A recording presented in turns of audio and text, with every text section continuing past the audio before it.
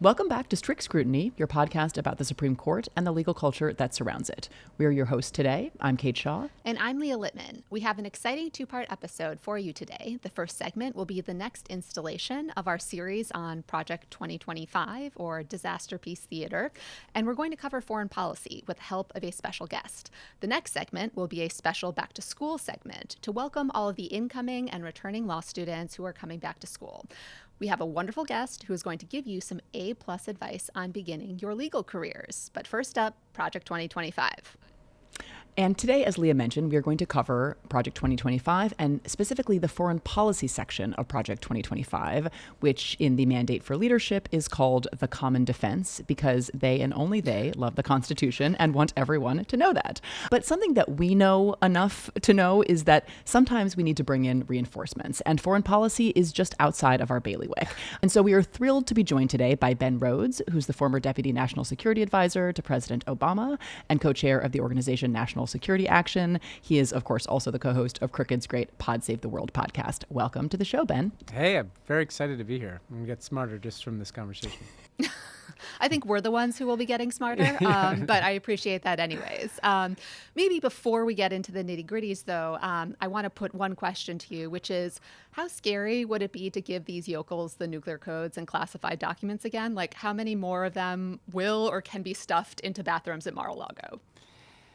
Yeah, it's pretty frightening because actually, to keep with the theme of this podcast, once you signal that there's total immunity for breaking the law, you have no reason to expect that when the people come back, they won't take that and drive a truck through it, right?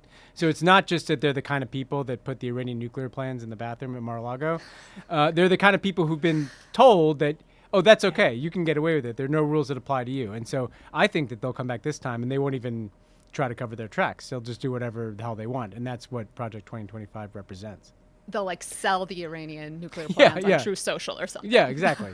No need for underhanded, bank shot deals with Jared Kushner getting $2 billion for his, fixed income fund in Saudi Arabia. They'll just sell the things. I think it's such an important point because it is not just that a second Trump administration would involve much more kind of planning and forethought, which Project 2025 obviously reflects. There is also the overlay of this ghastly Supreme Court opinion granting absolute immunity to a lot of presidential conduct and presumptive immunity to most of the rest of presidential conduct.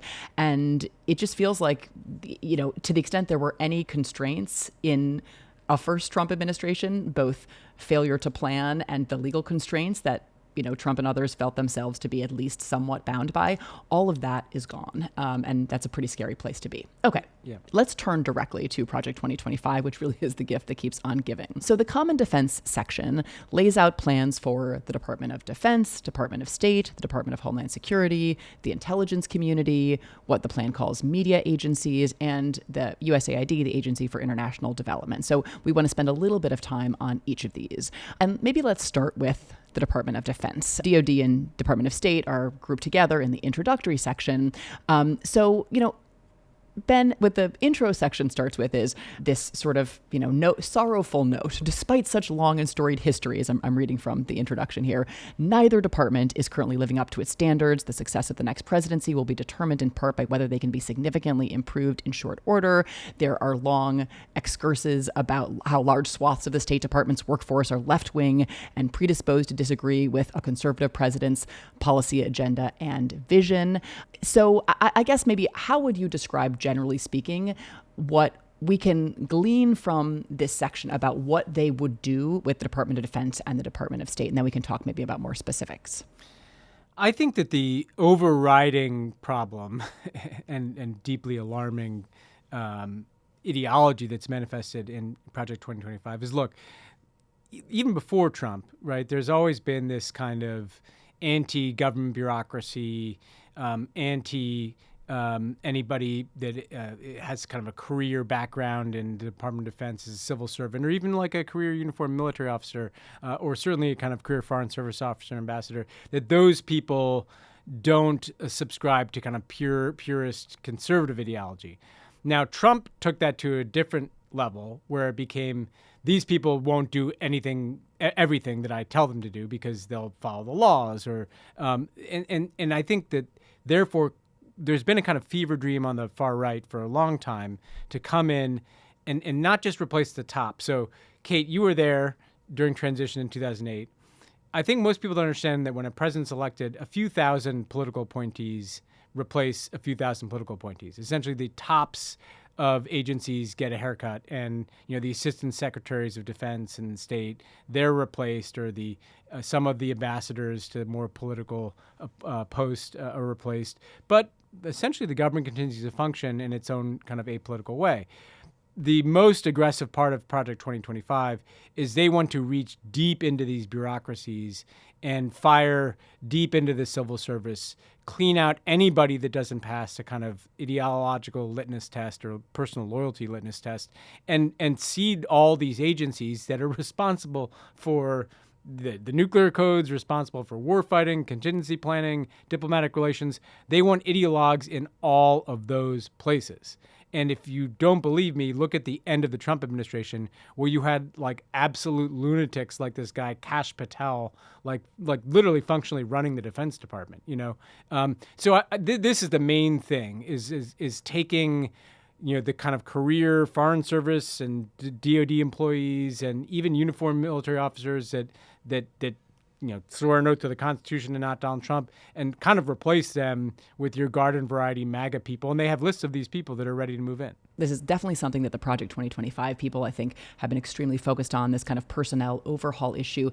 This is something that J.D. Vance, before he was on the ticket as the vice presidential nominee, before he was even in the Senate, this is when he was running for the Ohio Senate seat, he gave this interview to Vanity Fair in which he basically sketched out exactly what you just said, Ben. He said, look, Trump was early on, I guess he hadn't maybe declared yet, but he was obviously running. And Vance said to an interviewer, if I was advising Donald Trump, I would give him one piece of advice, which is fire every single mid-level bureaucrat, every civil servant, and replace them with our people.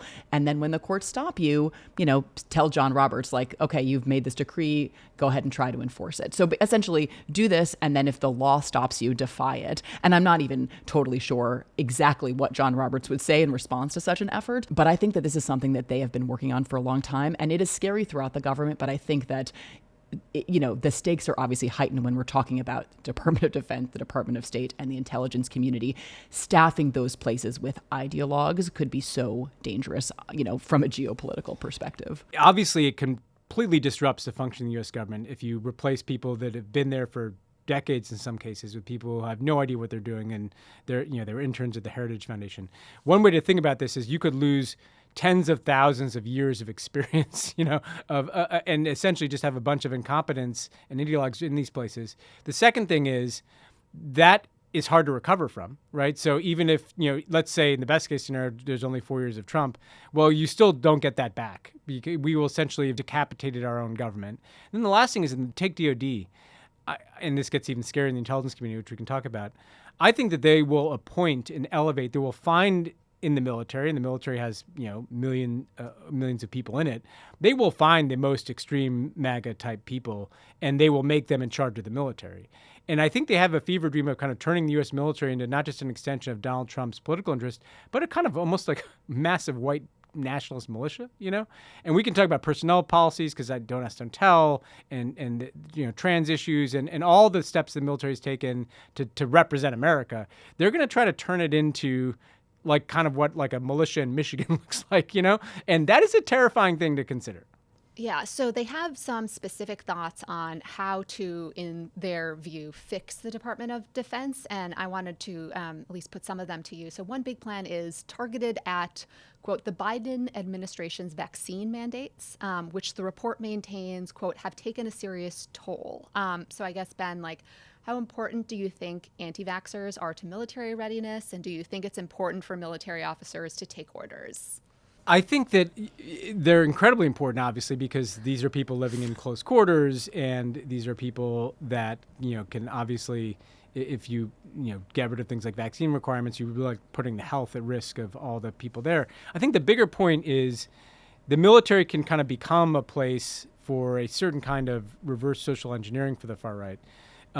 We've already seen them seeking, Tommy Tuberville, not the sharpest tool in the Senate, wanting to kind of impose abortion restrictions so that, like, if you're a woman serving on a military base, you're in this kind of dystopia where you can't access reproductive health care and you can't even travel to access reproductive health care.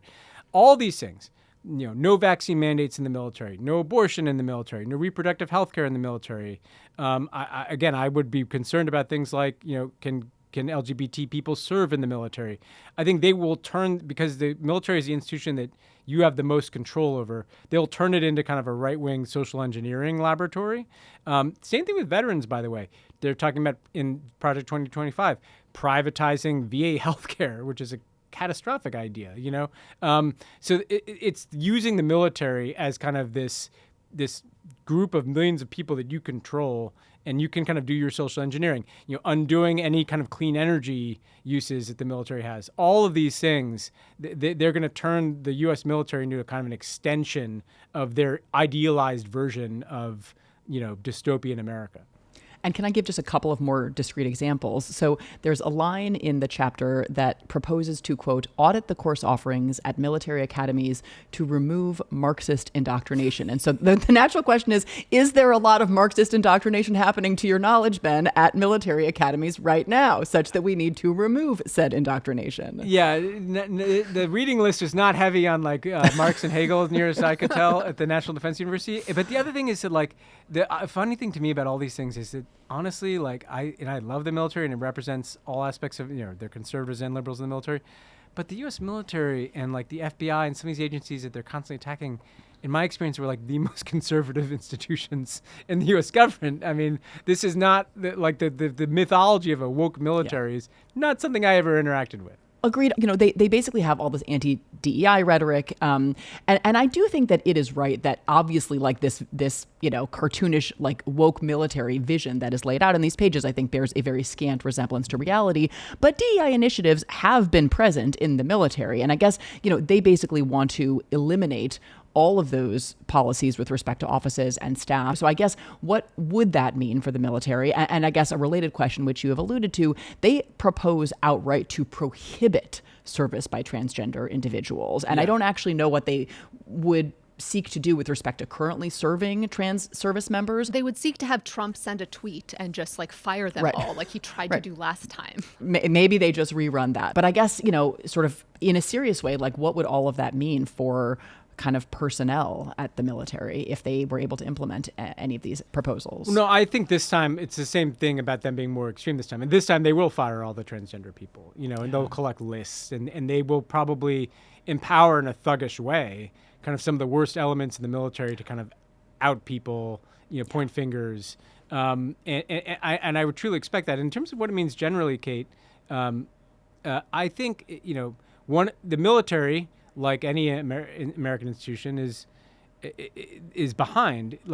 It was often uncomfortable, the extent to which, if you visited military bases, as I did, or military facilities overseas, most of the officer corps was white. And then you go into a large enlisted pool, and it's very diverse, and the military would be the first to acknowledge that there's strength in having DEI, because you want the entirety of the military to reflect not just the country, but the service itself, the personnel itself, and kind of some reality in which you have a bunch of white male MAGA guys, in all the officer positions, and then a bunch of diverse gender, race, and ethnicity service members. It's an uncomfortable reality, but it's the one they want. And not just uncomfortable, but I think from everything I have heard from individuals from inside the military, really bad for readiness, bad for morale and bad for readiness. So this is not just some kind of emotional desire or superficial or cosmetic desire, but it does feel for people who think these efforts are important. And I know this more from litigation around this, but there is very much a considered view that military and combat readiness are hurt if you don't have an officer corps that reflects the diversity of the rest of the military and the nation writ large. Yeah, absolutely. And also, how does it manifest in warfighting and operations overseas? Side note, but I think it kind of pivots off the kind of white nationalist piece of this. You'll recall there was a thing in the Trump years where there was a Navy SEAL that had committed pretty horrific crimes, killing prisoners in Iraq, and his own men Navy SEALs had reported on him, And Trump and the MAGA right kind of made him a cause célèbre, and, he beat the rap, and then he's out on the campaign trail with Trump. The point is that, there will be carte blanche for, not only will there be readiness and morale issues, but also I think, there'll be this kind of green light for people, go do whatever you want. And if someone underneath that is uncomfortable with it because it, violates the laws of war, that person is the one who's at risk, not the MAGA person, who might want to be killing civilians, indiscriminately. So it's real life and death stuff that comes into play. So we've been talking thus far about what is in Project 2025, but also something that's important is what isn't in Project 2025 and some important omissions in these sections. Some serious ones we'll touch on in a bit, but one that stuck out to me, there's no plan to get Jordan Childs her medal back. At least, at the time we're recording this, her medal has not yet been reinstated. So Ben, if you were advising Vice President Harris, how would you suggest they do that? I would bring the full force of America's deep litigation capabilities. We have significant capabilities. We don't just have military capabilities. We have litigious capabilities that can be deployed for the next 4 years. Leah's sign me up. I want on that litigation team. So relentless, you reject an appeal here, we're going to appeal here.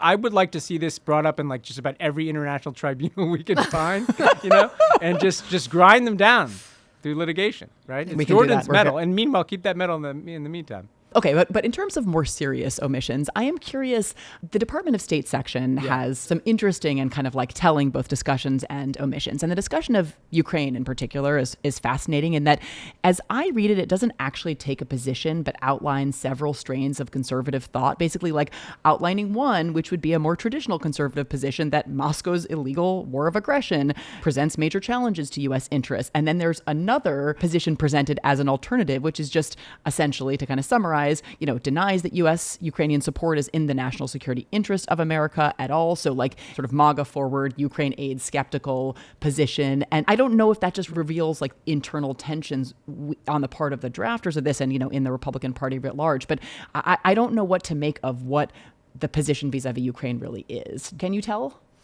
No, I mean, in the Project 2025 itself, there are pieces of coded language that play to Trump's interests. It talks about transforming NATO. It talks about prioritizing a rapid conclusion to the war in Ukraine. So how I take both of those things is, yes, the right wing of the Republican Party is still a bit split here.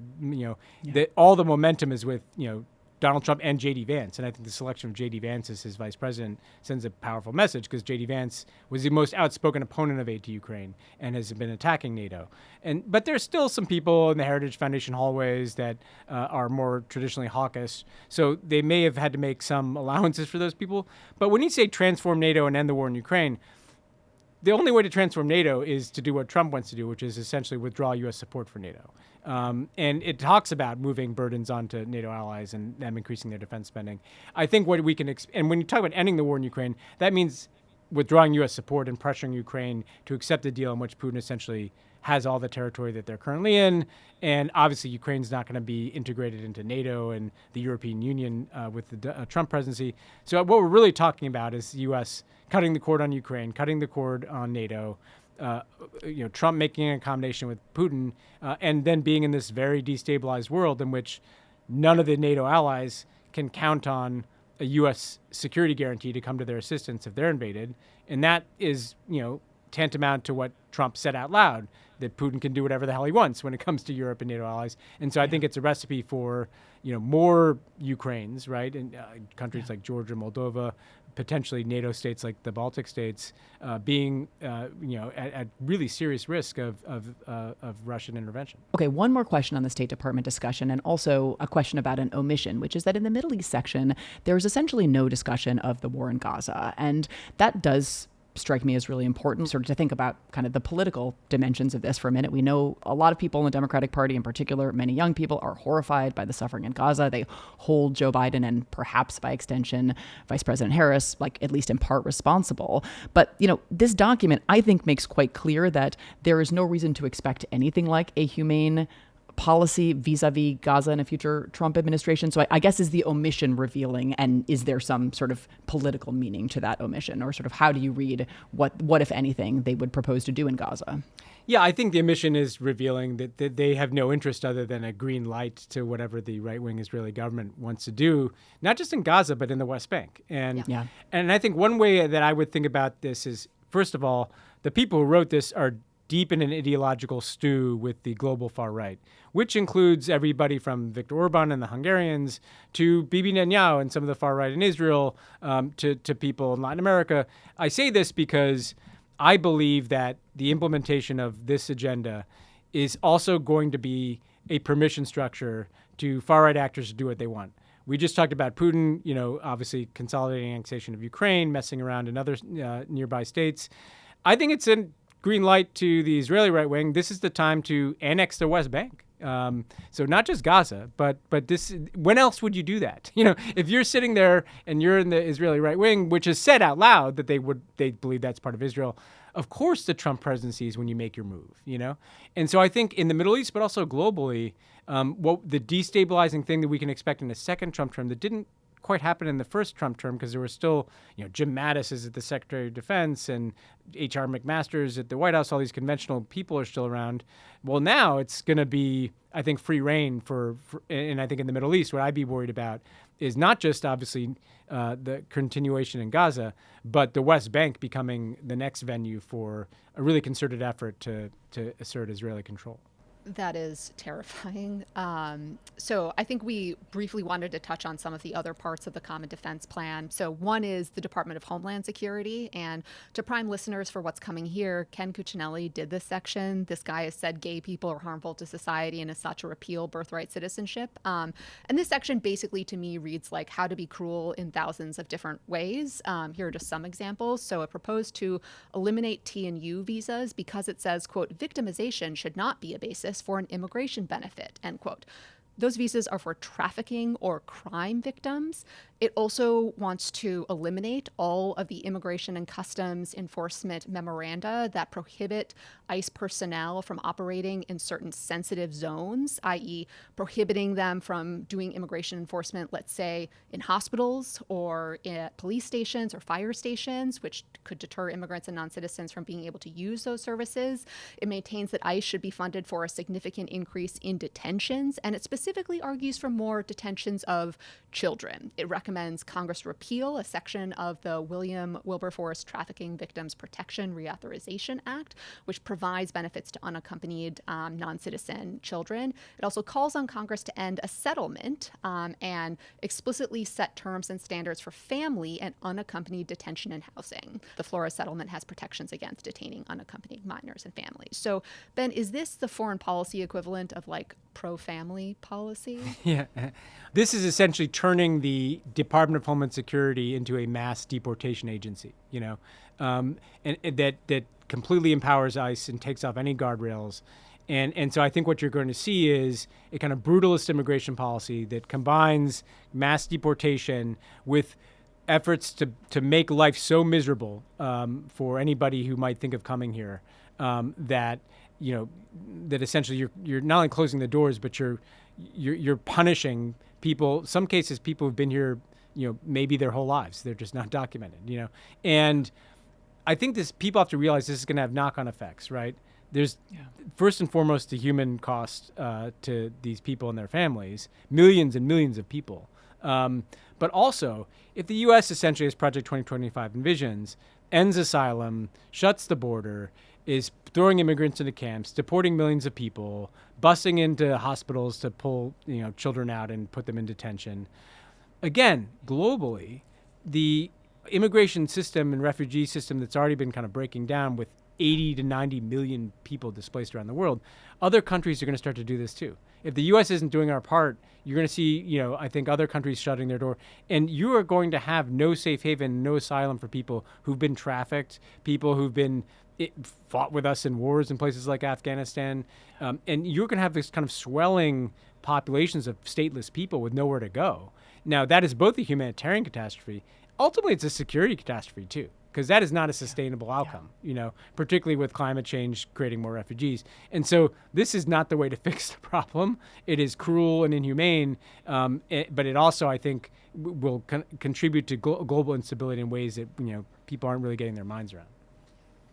So let's hit just a couple of other points from this section. One, there's a discussion of media agencies in which the document calls for stripping the Corporation for Public Broadcasting of taxpayer funding. So the corporation funds NPR, PBS, and it would be hugely significant for these places to lose all federal government funding in a moment in which we have already seen, the decimation of local newsrooms and cuts at, major national entities. And it does feel as though, eliminating Americans' access to credible information is actually kind of part of the point here. Definitely. And on the Agency for International Development, it calls for restoring the Mexico City policy, which is also commonly known as the global gag rule. So it would prohibit the United States from funding organizations that facilitate or advocate or refer people to family planning services that could include abortion and some forms of contraception. It calls to stop funding the UN, the United Nations Population Fund. And it has a telling few lines, that are underscoring they are still the party of forced childbirth. One of those is, quote, "Families are the basic unit of and foundation for a thriving society. Without women, there are no children and society cannot continue," end quote. Ben, there's so much more we could talk about, but I guess I would just put to you, any final thoughts on the common defense section? I'm glad you flagged media. I'm gonna throw one other piece in the media puzzle, which is the overseas broadcasting capabilities of the United States. I was always a little worried that Steve Bannon would figure out that there's a $1 billion enterprise of U.S. international broadcasting in which there's a firewall, traditionally and legally. The White House is not supposed to control the editorial content. Radio Free Europe, and I mean, those of us who are old enough to remember these kind of iconic brand, Voice of America. The Project 2025 would turn this into essentially Trump television, or RT, like the U.S. international broadcasting, I think, will become just a kind of extension of Trump's personal brand in kind of brutalist ways that I don't want to envision. The other thing I want to, just last thing I'd say is on the personnel point to kind of end where we started. One thing that doesn't get a lot of discussion because it's hard to discuss is covert operations in the United States. So what, I'm on a legal podcast, and Title 50 with programs which will basically allow the U.S. executive branch to do things with minimal oversight, no public oversight, and no need to kind of abide by certain, I don't want to get too into it, but essentially you can do a lot through covert action out of the sunlight that people don't know about. And I think one of the only breaks on that in the Trump years is that most of the people in the intelligence community were still, career people. Well, if you essentially have a bunch of ideological people engaged in covert actions with, slush funds and no oversight and no accountability whatsoever, Iran-Contra is going to be like, the Boy Scouts compared to what these people could do, and I think it's something that people don't get their minds around enough, that it's not just the stuff that we're going to see, it's stuff that we won't see. And these people know that. They were there it takes you a while to figure this stuff out. I was there for 8 years. To be honest, it takes some time to kind of figure out how the machinery of government works. They know now how the machinery of government works. And they're determined to use it. And I think that's why we have to take this so seriously. Well, Ben, thank you so much for your time and doing this segment with us, and for making Project 2025 somehow more terrifying than it had already seemed, which was already pretty terrifying. And we would also be remiss to note our co-host Melissa is dying to talk to you about Meghan Markle and Prince Harry. So good. Well, come back on after the election. That's like a good post-election conversation, a palate cleanse. All right. Ben has agreed to it. We're going to do it. We're going to make it happen. Terrific. Thank you so much, Ben. All right, good to see you guys. You too. So now stay tuned for what's become kind of an annual tradition, a Welcome Back to Law School episode with a very special guest who is going to provide some stellar advice about how to use your legal career and legal education. Hello, and welcome back to Strict Scrutiny, your podcast about the Supreme Court and the legal culture that surrounds it. We're your hosts for today. I'm Melissa Murray.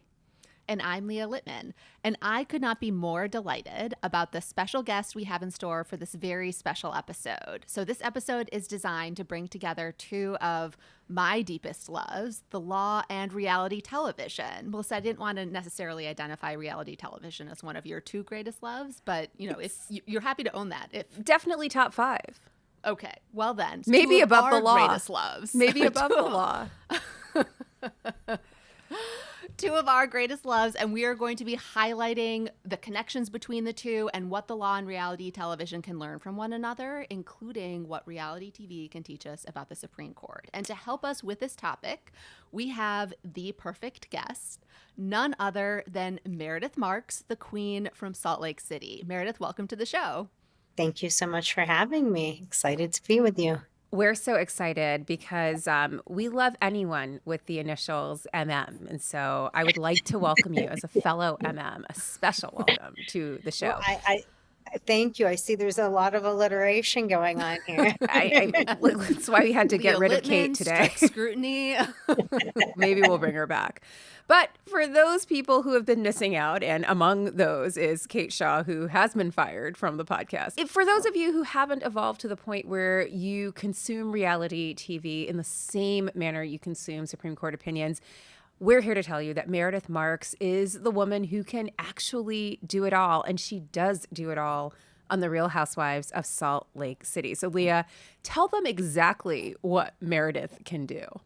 Okay, so I'm just going to do a super short intro so we can dive right in. But Meredith can read a bitch and hold her own in a fight. Literally, her tagline was, "When I take a shot, I always hit my mark."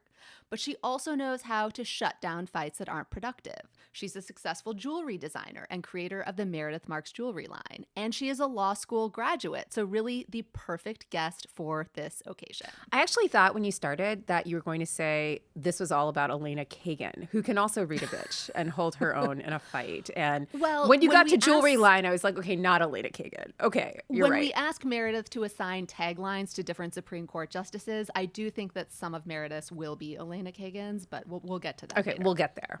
All right. Meredith, I wanted to start with questions about your background and the relationship between reality TV and the law more generally, because we're basically asking you to put on a little masterclass, teach some lessons about what you've gleaned from reality TV and how those lessons might be fruitfully applied to the Supreme Court. And again, all of this is because we believe firmly that the drama of reality TV is nothing compared to the drama of One First Street. So on your background, can you walk us through your trajectory?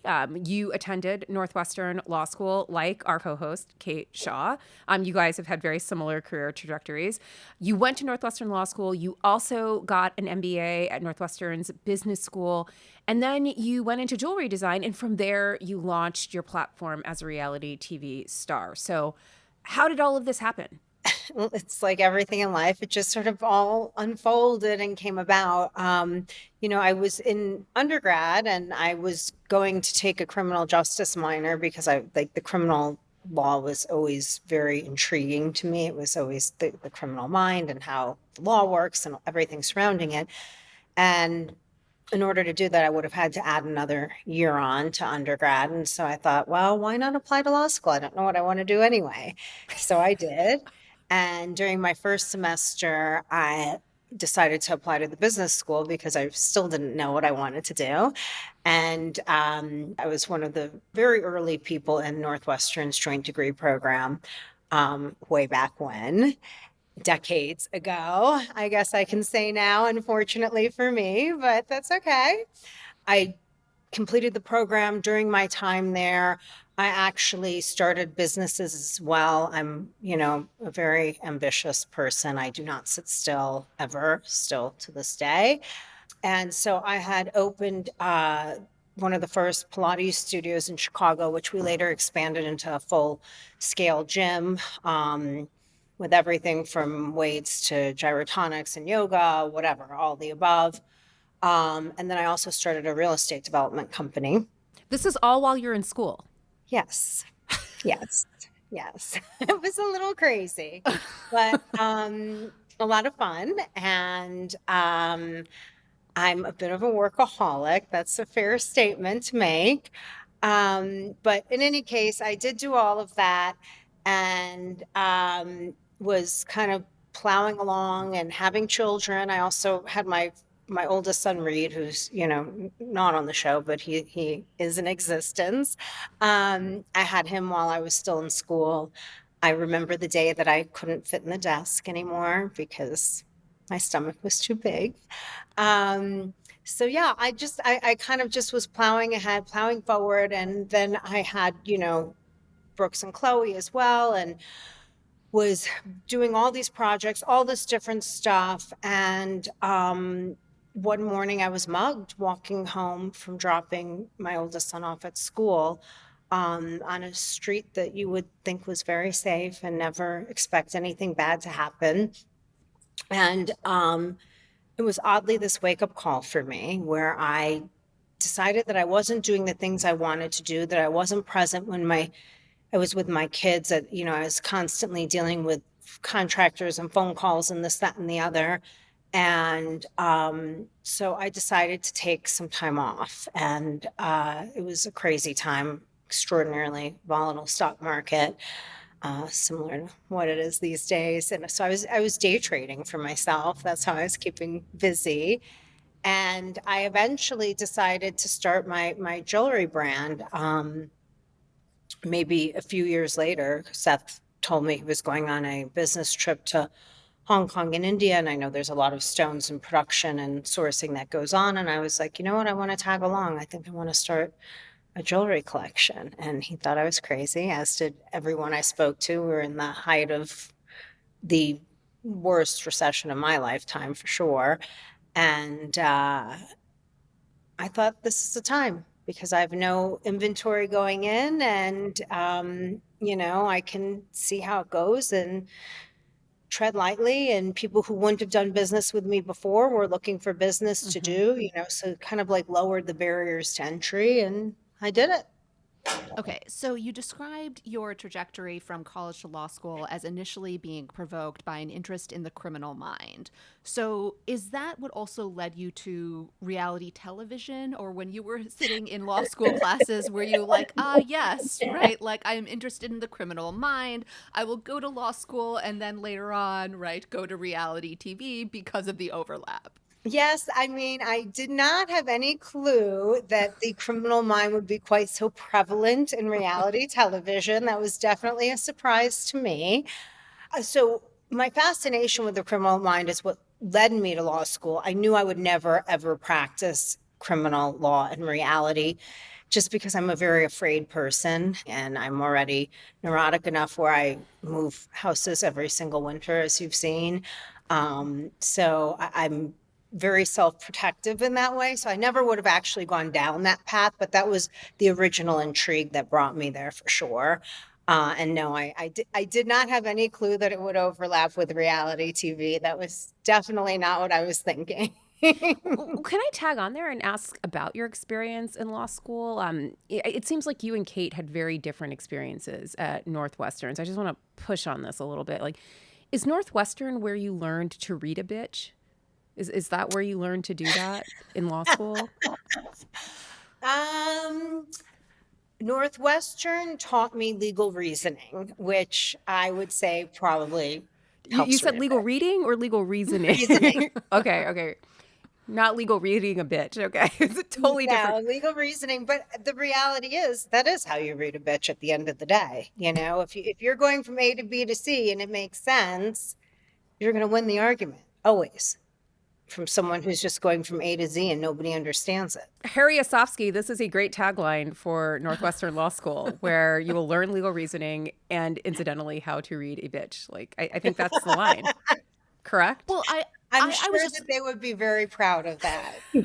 I mean, honestly, we at Michigan did a profile of a former student on The Bachelorette, so I don't see why they wouldn't be. To be clear, there are actually a lot of reality TV stars who have gone to law school, like a former guest in front of the pod, Mark Moran from F-Boy Island. Yes. There's Yul Kwan from Survivor. There's also that guy Sean from Survivor. I forget what his last name is. I think it's Williams or something like that. So lots of reality TV stars. I mean, I think there's something here, Meredith.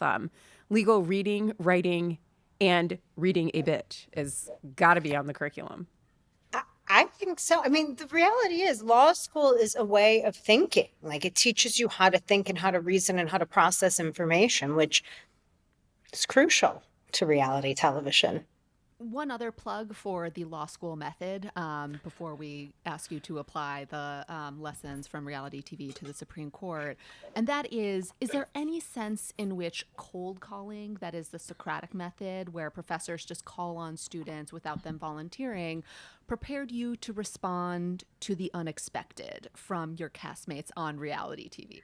Oh my gosh, every class I remember just sitting there dreading, thinking, when are they going to be like, and Ms. Rosenberg? And I'd always be like, oh.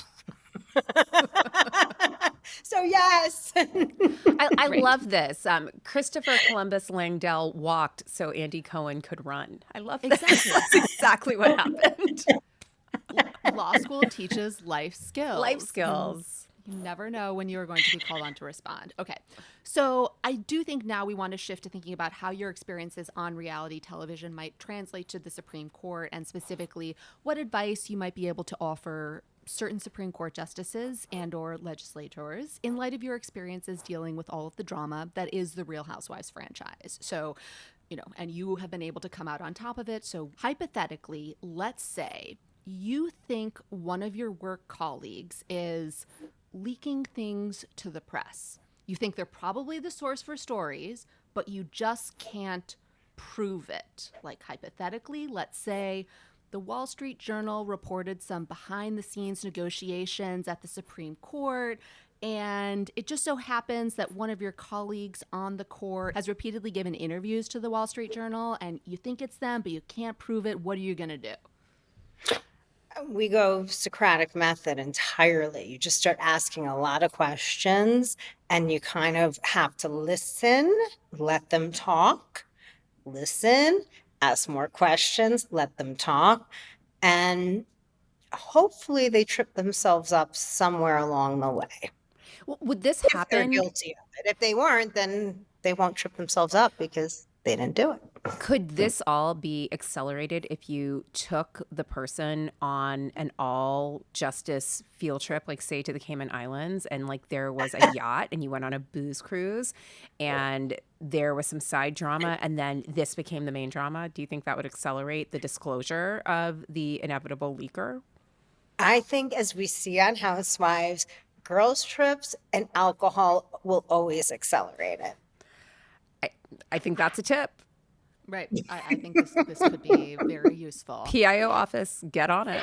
I know. This is how you do it. Don't call in the marshal. This is the way. Really, the advice is that other journalists and outlets need to be hosting parties for Supreme Court justices and simulating the drama of a Cayman's Island vacation. How do you know this isn't already happening, Leah? I mean, we've heard a lot Okay, about the that's FedSoc and Heritage Foundation parties. I think this could already be happening. Private jets, You're right. private yachts. I mean, Galapagos trips. We need the other justices there to actually get to the heart of who the leaker is. Another question, Meredith, and again, I actually do think this is not only relevant for reality TV, but also the court. What do you do if one of your colleagues has a social media burner account where they are dragging everyone else and no one knows who it is? Well, first you have to figure out who it is. That would be number one. So this is back to the girls' trip. Yeah, you've got to figure out what you're dealing with, because wrongful accusations in that light can be very serious and negative. Mm-hmm. So first you have to decipher who it is, and I mean, once you figure that out, you have to make a choice. Like, is this something that was so negative that we cannot move forward? Or is this something that, the person's being accountable, they're being apologetic, it was like a one-time mistake because they were upset and lashed out? You got to assess the situation and see if it's a situation you can move forward with the person or not. What if you agree with the dragging that they've been doing on the burner account? Do you then sort of like, I know who you are, I would like to join the dragging? Then you give them presents and you applaud them. Just checking. That's how you get yourself in real trouble then, right? only if someone finds out, as we know. Even if you agree, only you if don't join ProPublica in. finds out. No one. Yeah. Okay, so next hypothetical question. What if one of your work colleagues is actually putting their name behind interviews, dragging you in the press, like saying, you're the Supreme Court justice without any real methodology, or you're right too negative on the court and you're causing all of these problems? Then what do you do? So in reality TV versus the Supreme Court, I think those are probably a bit more different than some of the other situations. In reality TV, for the most part, if it was just like in the press and not like in our own interactions, I'd probably ignore it until at some point we were back interacting again and address it at that point in time. If I'm a Supreme Court justice, I have to speak up in the press immediately, obviously. You can't let things kind of slide for a while and deal with it later like you can in reality TV. There's just a little bit of a difference. We're allowed to be a little bit more bad, I guess. Messier. I don't know. I was just about to say, I'm not sure that that's right, because if I took that advice, I think the Chief Justice is going to have to take some steps, because you're saying, right, he might actually need to respond to some of what Sam Alito is saying in his face. I think that, it's definitely different. I feel like with us, we have more time to let things kind of, one comment from somebody I would ignore. If it's been over and over and over again, I am going to address it, but I'm not going to worry about running out to the press to address it immediately. It's just a little different because for us too, like what someone says in the press doesn't really live forever. What they say on camera does. That's interesting. That is interesting. Yeah, it's just a different situation. So for me, I'd rather address it on camera where it's going to live forever. So you're saying they should address it at Supreme Court oral arguments. Have oral arguments between the justices. Like live streamed should actually be filmed and televised, but we'll take what we can get. Just live streamed audio. That's where you should do it. Like Clarence, what did you mean when you said everything was better before I was Chief Justice? Like, what did you mean by that? Like, it'll be like a reunion show. And that's it. And then Andy Cohen comes out in the beginning, and everyone's wearing really nice robes, their dress robes, as it were. And they just sort of sit up there, and they just go back and forth and answer questions. Yes. I love it. I love it. Yeah, me too. Here's another scenario, Meredith. Again, the parallels between the court and reality TV are just so striking. What do you do when one of your work colleagues, who is supposed to be relatively wealthy, the whole point of this is that it is an aspirational lifestyle, but you know that this person does not pay their own bills and seems to be on the franchise for the grift? And I'm not naming names, but, the kind of person who will let a patron pay for boarding school tuition for their kids, or will accept a free seat on a private plane because it was going to go to waste anyway. What do you do with that person? I mean, obviously, again, it's a little bit different circumstance, but on this show, I would let that go. I wouldn't be as bothered Even if by it was that. like a Danielle Staub level grifting, like again, Real Housewives of New Jersey, I was very into it at one point. I shouldn't say I let that go. Okay. It depends on the level, like you're saying. If it's something where someone's just trying to make themselves look like they have more than they do, I would be like, I don't really care, whatever. Like, fine. It'll come out in the wash. Yeah, it's not my problem, not my business, not my problem. If it's truly like hardcore grifting, that's not like someone just trying to fluff and puff a little, I'd have to call it out. Okay, so again, message to the Chief Justice, got to call out the grift. That's also on his to-do list at our reunion. Okay, so next kind of category is given your experience with the Real Housewives franchise, which Supreme Court justice do you think is most likely to be on a Real Housewives franchise? Oh my gosh, I hope none of them. Feel free to to elaborate on that answer.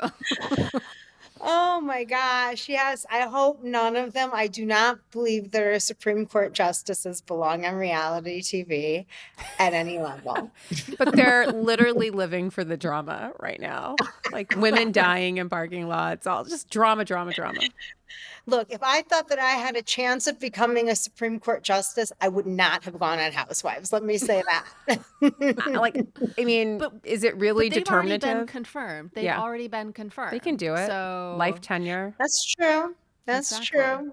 Exactly. I would really hope none. I really would. I think it's not a positive for a Supreme Court justice. No. How about this? Let's assume hypothetically some of them do make it on to reality television and maybe a Real Housewives franchise. The Real Housewives of 1 First Street, Northeast. Exactly. Yeah. Exactly. I think we should try to figure out their taglines. And so maybe we can take some of the already in play taglines and ask if they would work for any Supreme Court justices. So I'll throw out one and we can kind of see if... I know which one you're going to throw out. Okay, well, fine. You can read my mind. First one. When you take cheap shots, always expect a hangover. Could this suit any Supreme Court justice? Well, that's a Lisa Barlow one. It is. It is a Lisa Barlow one. Who's going to be hungover? I think Melissa, do you have any ideas? I think I do. I'm going to let Meredith answer, though. The other MM. The other MM? No, you could it go be? ahead. I think I should be throwing out the Tagline. Oh, we can do that, throw out too. taglines. Well, we're Feel happy free. to do that. Feel free. I think we should start with my last one. Okay. In a town filled with dirty lies, everyone could use a bath. I would say Clarence problem Thomas. Sorry. I would also say Ginny the problem Thomas. is, this applies to too many of them. Like they can't all have the same tagline. I'm making it too easy. Dirty Lies, Sam Alito would have to be, near the top of the tagline list for me. All right. Well, what about going back to season 1? Okay. Jealousy is a disease, to which I say get well soon. That's trickier now. No, I say Sam Alito again. So jealous of the good press some of the other justices get, and he wants people to come out and defend him. The first half of the tagline works really well for him, but the second half of the tagline projects a more confident, I don't care, do you energy, right? Like someone who actually isn't jealous. So in that case, I would probably say Justice Jackson, because she has been able to project very strong, I don't care what Sam Alito is saying energy, it's BS. So that's what I would go for your original tagline. She is giving, I'm just a bad bitch. Exactly. Yeah. How about this one? I don't actually know whose tagline this is. You don't have to like me. I love myself enough for both of us. I think that was also Lisa, no? Was that Lisa Barlow too? I'm pretty sure. If that wasn't hers. She had one very, very similar, Okay. but I think that was her. Yeah. So which I love justice? myself enough for both of us. Yes, that's definitely Lisa. Okay. But I think it could also be my I think favorite. there's an obvious answer. My this favorite one. Virgo, Neil Gorsuch. I think Yes. so. He does love Neil himself Gorsuch, enough for the whole court. Exactly. There you go, for right? sure. Yes. Okay. So, Meredith, if you had to pick a Supreme Court justice for your tagline, when I take a shot, I always hit my mark. Which justice do you think might be able to rise to the level of that tagline? I don't know. Who's always on point? That's Elena the question. Kagan. That is Elena Kagan's basic tagline that should be emblazoned on her robe, I think. I think another Meredith Marks easy Elena Kagan translation is, I may be known for my ice, but I always bring the heat. I think we've basically established that Elena Kagan is your spirit animal. There we go. Or at least, the thing is with the taglines, it's always going to be like what resonates with you. So, Well, on that point, we shouldn't leave the other justices out. What about Mary Cosby's, if you come for me, I will send Jesus after you? Oh, that's so funny. I was thinking of that one when we were just running through them. I couldn't remember exactly what she said, but I was thinking the one where Mary says, I'm sending Jesus. Who would send Jesus to get them? I Oh, mean, gosh. to get the enemies. Leah, This is Justice Barrett. I think that's right. What about Jen Shaw? I really liked the line when she was going through her legal troubles. I'm fighting for my life, not your approval. That's a kind of DGAF kind of attitude. Is that a liberal justice? Maybe Justice Sotomayor or Justice? I do feel like they are fighting for everyone's lives right now. Well, that's fair, just in a different way, you know. Yeah, like maybe not what Jen was thinking, but No, I think broadly. Jen was thinking for her own as opposed Yeah, to, you like know. not like an existential threat to democracy, just sort of like an existential threat to myself. Like, yes. Yeah, I like that for them. Yeah, This one is hard because I think it could go in a few different directions. You know, if you think of it as I'm fighting for lives, you know, then I think maybe one of the Democratic appointees. Yeah. If you think of it as I'm fighting for my life, victim complex, like persecution complex. Justice Alito. Right. Okay. Then it's more Justice Alito, Clarence Thomas. And so I think it really depends how you read this one. If I'm fighting for lives and Jesus, not your approval. Also, Justice Barrett with a very fetal personhood forward kind of reading. Yes. Yes, that is. The Housewives contain multitudes. I mean, the level of layers and layers.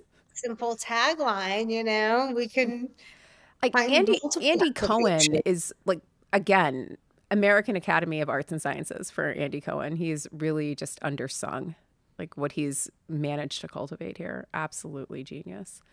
What about this one? This Rose isn't scared to handle a little prick.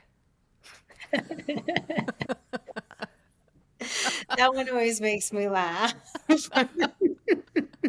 I always interpret that in a way that it probably is not intended to. I think that's probably how it was intended.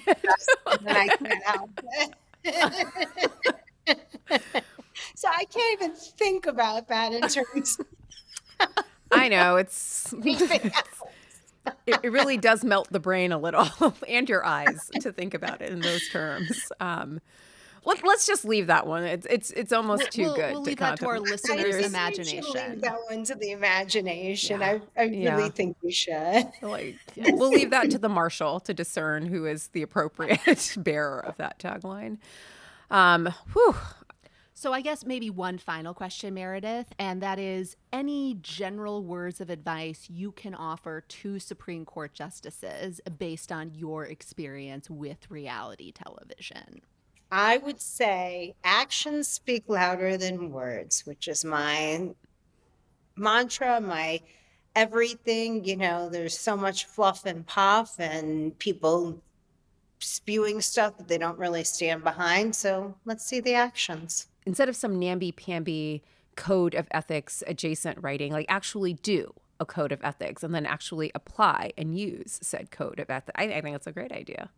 Or instead of a Brett Kavanaugh, I'm a very reasonable concurrence person coupled on to his let's overrule Roe opinion, or a Justice Barrett, I'm a very serious statutory interpretation person, separate writing, while doing major questions doctrine. Actions speak louder than words. So there we go. Meredith, thank you so much for your time and indulging our efforts to bring law and reality television and the Supreme Court together. We sincerely appreciate it. Thank you, Meredith. It was fun. I wish I was a little better at the game, but it was certainly fun. Oh, you're a pro at this game. I mean, like, basically this game is reading a bitch, and you're great at it. As long as you're willing to play, the game works.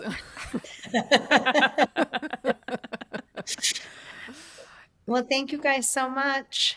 Thank you.